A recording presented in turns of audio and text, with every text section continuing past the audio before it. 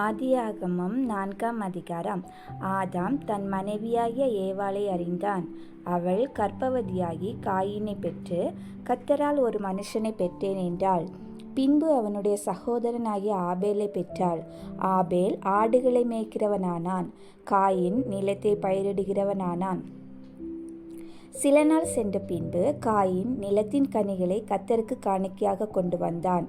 ஆபேலும் தன் மந்தையின் தலையீற்றுகளிலும் அவைகள் கொழுமையானவைகளிலும் சிலவற்றை கொண்டு வந்தான். ஆபேலையும் அவன் காணிக்கையும் கர்த்தர் அங்கீகரித்தார். காயீனையும் அவன் காணிக்கையும் அவர் அங்கீகரிக்கவில்லை.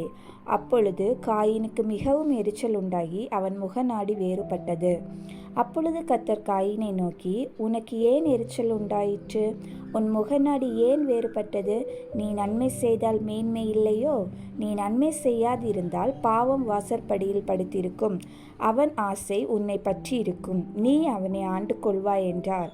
காயீன் தன் சகோதரனாகிய ஆபேலோடே பேசினான். அவர்கள் வயல்வெளியில் இருக்கும் சமயத்தில் காயீன் தன் சகோதரனாகிய ஆபேலுக்கு விரோதமாய் எழும்பி அவனை கொலை செய்தான். கர்த்தர் காயீனை நோக்கி, உன் சகோதரனாகிய ஆபேல் எங்கே என்றார். அதற்கு அவன், நான் அறியேன், என் சகோதரனுக்கு நான் காவலாளியோ என்றான். அதற்கு அவர், என்ன செய்தாய்? உன் சகோதரனுடைய இரத்தத்தின் சத்தம் பூமியிலிருந்து என்னை நோக்கி கூப்பிடுகிறது. இப்பொழுது உன் சகோதரனுடைய இரத்தத்தை உன் கையிலே வாங்கி கொள்ள தன் வாயை திறந்த இந்த பூமியிலே நீ சபிக்கப்பட்டிருப்பாய். நீ நிலத்தை பயிரிடும்போது அது தன் பலனை இனி உனக்கு கொடாது. நீ பூமியில் நிலையற்று அலைகிறவனாயிருப்பாய் என்றார். அப்பொழுது காயீன் கர்த்தரை நோக்கி, எனக்கு இட்ட தண்டனை என்னால் சகிக்க முடியாது. இன்று என்னை இந்த தேசத்திலிருந்து துரத்தி விடுகிறீர். நான் உமது சமூகத்துக்கு விலகி மறைந்து பூமியில் நிலையற்று அலைகிறவனாய் இருப்பேன். என்னை கண்டுபிடிக்கிறவன் எவனும் என்னை கொன்று போடுவானே என்றான். அப்பொழுது கர்த்தர் அவனை நோக்கி, காயீனை கொல்லுகிற எவன் மேலும் 7 பழி சுமரும் என்று சொல்லி, காயீனை கண்டுபிடிக்கிறவன் எவனும் அவனை கொன்று போடாதபடிக்கு கர்த்தர் அவன் மேல் ஒரு அடையாளத்தை போட்டார். அப்படியே காயீன் கர்த்தருடைய சந்நிதியை விட்டு புறப்பட்டு ஏதேனுக்கு கிழக்கான நோத் என்னும் தேசத்தில் குடியிருந்தான். காயீன் தன் மனைவியை அறிந்தான். அவள் கர்ப்பவதியாகி யோனேக்கை பெற்றாள்.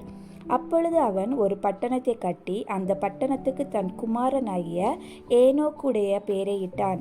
யோனோக்குக்கு ஈராத் பிறந்தான். ஈராத் மெகுயவேலை பெற்றான். மெகுயவேல் மெத்துசாவேலை பெற்றான். மெத்துசாவேல் லாமாக்கை பெற்றான்.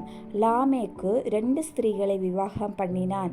ஒருத்திக்கு ஆதாள் என்று பேர், மற்றொருத்திக்கு சில்லாள் என்று பேர். ஆதாள் யாபேலை பெற்றாள்.